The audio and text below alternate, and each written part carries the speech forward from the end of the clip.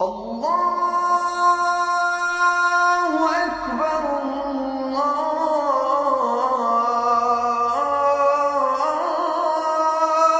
أكبر أشهد أن لا إله إلا الله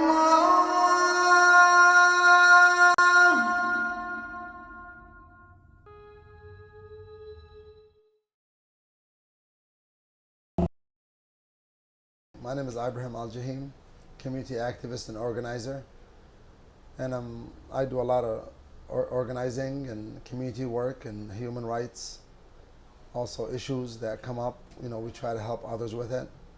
I'm a spokesman for the Yemeni community and also active in many organizations. Okay. Sir, would you like to tell me something about American Muslim community here? Well, for Hamtramck, it's very unique. We have the majority city council, Muslim city council. We have the majority school board, which is also Muslim. I helped in many ways with those elections, but we realized it's not about religion. They frame it, the media frames it as religion. The Muslim majority, the Muslim this, the Muslim. We're all Americans. At the end of the day, we came here for a better life. We left our own land. I've been here for 27, going on 28 years. Very happy, and I would never think 1% I would go back over to Yemen or live in Yemen or overseas. America gives you the opportunity with education, money, and connection. You cannot get that anywhere else in the world. Okay. So what would you like to say about Muslim community here in America? I mean, how they are contributing to America? Well, the Constitution, if you look at the United States Constitution, I would say 20 to 30% of it is from the Islamic law, which is, people say that, Sharia this. Sharia would never come to America. Sharia law is overseas and it can stay overseas. Over here we follow the Constitution and the law of the land. Okay. And the Muslim Americans has contributed a lot. Okay. If you go right now to Washington, at least every other congressman has a Muslim American. Okay. The Honorable Congresswoman Brenda Lawrence has a staff member that's from Pakistan. I forgot the name, but she represents us in this district, which is the 14th district, and we have a Pakistani American that represents us in her office in Washington D.C. Okay. Sir, what would you like to say about Muslims here in America? I mean, are they free to practice their religious activities? They can do whatever they want? Absolutely, yes. Okay. Hamtramck is 2.2 miles square. We have 13 mosques. Okay. 13. You can hear the adhan. We passed the ordinance in 2005. I'm glad I was part of it. And if you stay maybe around 5:10, 5:15, you'll hear the adhan in every corner of the city. I mean, how come? Yesterday we heard adhan and very loud. It was quite loud. So, how come non-Muslims, they don't object to it? Well, it's an ordinance. The volume it has to be in a certain, volume number, and we have to keep it that way. Okay. Sometimes the person that's making the adhan has a louder voice when he speaks, like when we speak, So when he calls a prayer, it's just his voice is louder, and people would think that, the volume is higher. And we had some issues the past couple of years, with residents complaining and stuff. But we try to tell the mosque to keep the volume low to a certain point. We have to have respect for each other. Okay. Okay. So what do you say about 2016 presidential election and Trump's ban on Muslim country? I mean, there is misconception in the mind of Muslims community or Muslim world that Muslims are not being treated good in America. So is it true? To a certain point it is, but not really. I worked on the Hillary camp for a year and a half. My wife is 100% supporter of President Trump. And now I'm an advisor to the president and the Presidential Advisory Board Committee. And to be honest with you, what President Trump did, the same laws that existed behind the scenes, under the table, in 1995 till today, they were covered. Okay. The ban, with the State Department, with different things. What he did, he took it from under the table to on top of the table and spoke about it, which is, I respect him for that. So what do you think about Muslims? I mean, overall, when we talk about Muslim world, how they can improve their perception in the eye of Muslim world, Western world? Well, look at the president. Who did he visit in his first trip overseas? Yeah. Saudi Arabia. the Secretary of State, who did he visit before yesterday? Yeah. Saudi Arabia. So if you say that, you know, the Muslim world and the Arab world, the Europeans, no, we're all humans. You know, at the end of the day, it's politics. Okay. And politics brings money.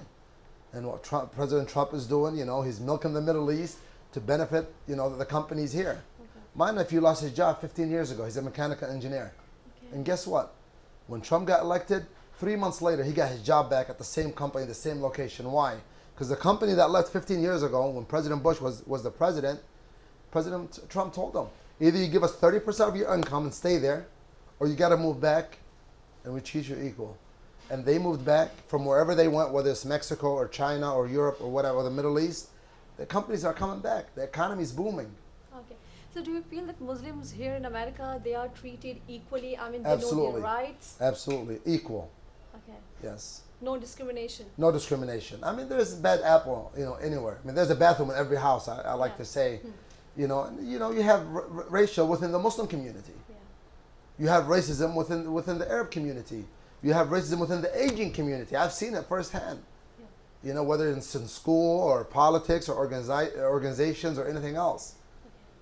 So what would you like to say to Muslim youth? I mean, when we talk about Muslim youth, we don't focus only youth in America or in Yemen or Somalia or Palestine or the youth of Pakistan. We're talking about Muslim youth in general. How can we keep them away from things like extremism, drugs and bad activities they involve? So what can be done? I mean, what is the role of parents? What's the role of society? I tell them education. Education is the most important part in life. Okay. After that, follow the Quran and the Sunnah. You know, just follow. Don't believe what people tell you. Don't believe what the leader of that group told you or that imam told you. Just follow the Quran and do what's right. What is Sharia Allah? Sharia Allah is to follow the law of the land that you're in. So if we're in the U.S., Islam tells us to treat America and follow the Constitution. If we don't do that, we're not Muslims. Okay. We're not human at all. Okay. What's the literacy rate here in Muslims in America? I mean, are they well educated? Now, yes. I mean, let me speak about the Yemeni community. In 2005, we have no pharmacists. Okay. We had no lawyers. We had no doctors. We had nothing. And now, we got almost 75 pharmacists. We got about 7 lawyers. We got about 30 doctors. We have engineers. So within 18-year span, things are changing really fast. Okay. And so what's about that American dream everybody's talking about? What's this? The American dream is doing what you want to do and make it happen. Okay. And that is absolutely right. America gives you the opportunity whether you want to make money or have connection or get education. You know, my nephew came from Yemen 3 years ago. He just got a full ride scholarship to the University of Michigan, Dearborn. $52,000. If he would have stayed in Yemen, he would never get that. Yeah. Not in a million years. You know, over here you get free medical insurance, free education, you know, food. You get everything. Okay. You just got to follow the law of the land and follow the Constitution and get educated and give back to the community. Okay.